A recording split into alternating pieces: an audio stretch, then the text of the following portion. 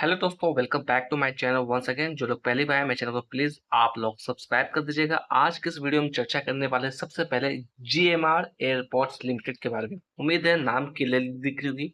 आज की हम लोग बात करें 3% के आसपास की गिरावट नोटिस की। करंट प्राइस की बात करें, करंट प्राइस है इसकी 103 रुपये 90 पैसे के पास क्लोजिंग देखने को मिली।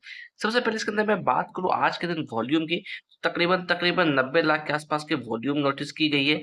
अगर यहाँ पे बात करें इसकी फंडामेंटल्स को लेकर, तो इसकी फंडामेंटल्स यहाँ पर वीक नजर आती हुई दिख रही है। अगर हम लोग बात करें वैल्यूएशन की, तो वैल्यूएशन भी काफी हाई नजर आता हुआ दिख रहा है। तो यहाँ पर डिस्क्लेमर ऐड ऑन करना चाहूंगा, मैं किसी भी तरह का बाय और सेल की रिकमेंडेशन आपको नहीं दे रहा हूँ। अगर चार्ट पे हम लोग देख लेते हैं तो यहाँ पर देखिएगा, सबसे पहले इस लेवल्स की चर्चा करूँ तो ये लेवल्स है दिसंबर 2025 की, यानी कि तकरीबन एक साल पहले की कैंडल है। यहाँ पर अगर इसने हाई की बात करें तो 110 रुपए का हाई बनाया था। उसके बाद इसके अंदर काफी बड़ी गिरावट देखने को मिली और तकरीबन तकरीबन 83 रुपए का बॉटम भी बनाया था। उसके बाद अच्छी खासी वापस से तेजी देखने को मिली। अब बात करें यहाँ पर, तो प्रीवियस हाई को यहाँ पर ब्रेकआउट किया, बट यहाँ पर ये सस्टेन करने में कामयाब नहीं रहा।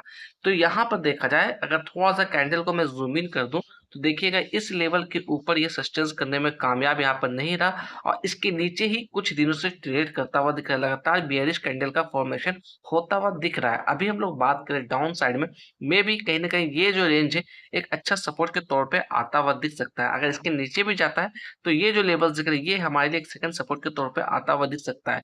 अगर आपके पास लॉन्ग टर्म का व्यू है तो कहीं ना कहीं इसके बैलेंस शीट को एक बार जरूर चेकआउट करिएगा, क्योंकि फंडामेंटल वाइज बात करें काफी वीक नजर आती हुई दिख रही है। किसी भी तरीके की यहाँ पर बाई की अपॉर्चुनिटी बनती हुई नहीं दिख रही है। लिस्ट में हमारा दूसरा स्टॉक है पीडीलाइट इंडस्ट्रीज लिमिटेड। इसके अंदर अगर हम लोग बात करें 50 डे मूविंग एवरेज के लिए, तो इसकी जो 50 डीएमए की वैल्यू निकलती हुई आ रही है वो निकलती हुई आ रही है 1551 रुपया। करंट प्राइस की बात करें, करंट प्राइस है 1629 रुपया। तो देखा जाए अपने 50 डीएमए के काफी ऊपर ट्रेड करता हुआ दिख रहा है। अगर यहाँ पे बात करें इसके लिए वैल्यूएशन के लिए, तो एक अच्छे वैल्यूएशन पे ये आपको मिल रही है। अगर यहाँ पे बात करें क्वार्टर्स के नतीजों को लेकर, तो इसके जो रिजल्ट है अभी डिक्लेयर नहीं हुए हैं।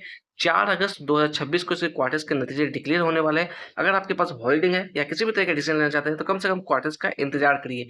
अगर टेक्निकल्स की यहाँ पर बात करें तो यहाँ पर देखिएगा, सबसे पहले यहाँ पे मैं बात करने वाला हूँ प्रीवियस हाई की। ये जो हाई देख रहे हैं तकरीबन 1700 का लेवल नजर आता हुआ दिख रहा है।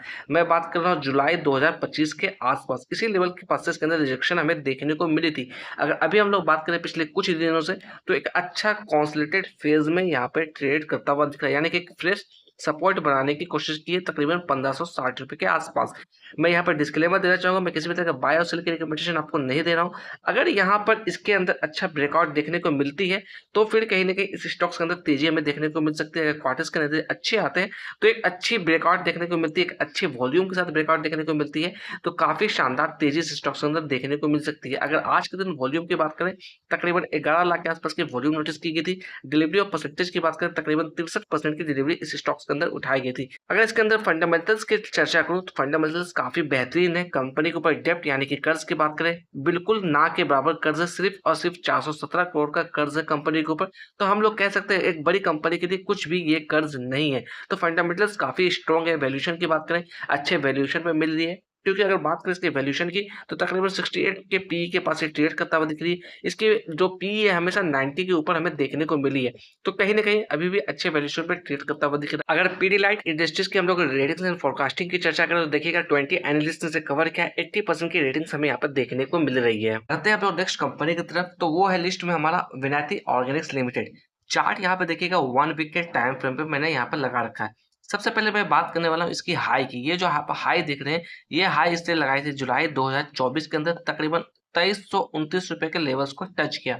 उसके बाद बात करें इसके अंदर तो काफी बड़ी गिरावट हमें देखने को मिली। यहाँ पर अगर मैं बात करूं, अप्रैल 2025 के अंदर तकरीबन 1460 रुपए का यहाँ पर बॉटम बनाया। उसके बाद तेजी इसके अंदर देखने को मिली और जून 2025 के अंदर मैं बात करूं, तकरीबन 2000 रुपए का हाई यहाँ पर इसने लगाया। उसके बाद देखा जाए एक तरफा इस स्टॉक्स के अंदर कहीं ना कहीं गिरावट हमें देखने को मिल रही है।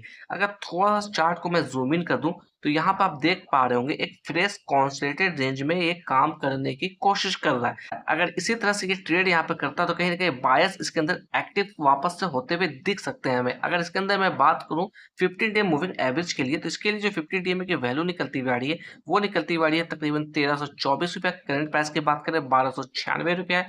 सबसे अच्छी बात निकलती हुई आ रही है इस कंपनी के लिए कि कंपनी के ऊपर एक भी रुपया कर्ज नहीं है, बिल्कुल ये कंपनी डेप्ट फ्री हो रखी है। अगर यहाँ पे मैं बात करूँ इसके अंदर डिलीवरी ऑफ परसेंटेज की, आज के दिन तकरीबन 60% की डिलीवरी इस स्टॉक्स के अंदर उठाई गई थी।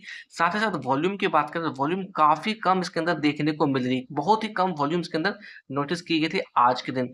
अगर थोड़ा-सा यहाँ पे चर्चा करें तो क्वार्टर्स के नतीजे डिक्लेयर हो गए हैं। अगर सेल्स की बात करें क्वार्टर ऑन क्वार्टर बेसिस पे सेल्स के अंदर अच्छी खासी ग्रोथ देखने को मिल रही है। वहीं पे मैं बात करूँ नेट प्रॉफिट की, अगर पिछले क्वार्टर से कंपेयर करने की कोशिश करें तो नेट प्रॉफिट के अंदर डिक्लाइन हमें देखने को मिली है। कंपनी के फंडामेंटल्स को लेकर तो फंडामेंटल्स काफ़ी स्ट्रॉन्ग निकलती हुई आ रही है। अगर बात करें इसके रिजल्ट को लेकर यानी कि बैलेंस शीट को लेकर तो पिछले 3-4 क्वार्टर से कहीं न कहीं जो क्वार्टर्स के नतीजे हैं हल्की-फुल्की गिरावट हमें देखने को मिल रही है।